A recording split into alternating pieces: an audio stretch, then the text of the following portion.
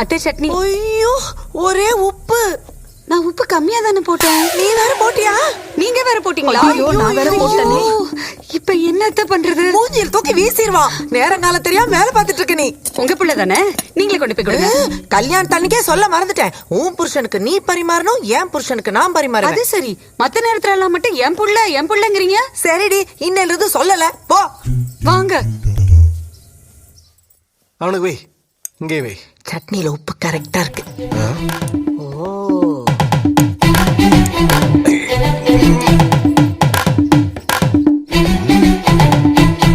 என்ன ஒரே உப்பா இருக்கு? இல்லையே, சரியா இருக்கு.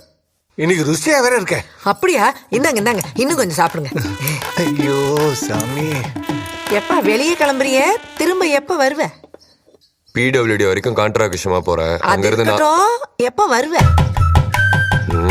அங்க போனாதான் தெரியும். ஏங்க, மதியம் சாப்பாட்டுக்கு வந்துருவீங்கல்ல? ஏண்டி நான் இன்னும் கிளம்பவே இல்ல, அதுக்குள்ள எப்போ வருவேன் எப்போ வருவேன்? ஏன்பா கோச்சிக்கிற? வெளில போற 2ஆவதோ 3ஆவதோ சாப்பிட வர முடியாதோ சொல்லிட்டு போயிடு. என்னப்பா நீங்களும் புரியாம பேசிட்டு இருக்கீங்க? ஏப்பா அப்பா கிட்ட கோவப்படுற? மத்தியானம் சாப்பாட்டுக்கு வர முடியாது, ராத்திரி 12 மணி ஆகும், 1 மணி ஆகும், விடிஞ்சாதான் வர முடியும் அப்படின்னு தெளிவா சொல்லிட்டு போயேப்பா. என்ன புதுசா இன்னைக்கு இந்த பாசம்? ஆளாளுக்கு எப்போ வருவேன்னு கேட்டுட்டு இருக்கீங்க. அக்கறைப்பா அக்கறை. ஆமா, எப்ப வருவ? வருவேன், எவ்வளவு சீக்கிரம் வர முடியுமோ அவ்வளவு சீக்கிரம் வரேன். ஏங்க, சாப்பிடாமலே போறீங்க? சட்னியை ஒழுங்கா வைக்க வக்கு இல்ல, இதெல்லாம் அக்கறை. கேளுடா, நல்லா கேளு.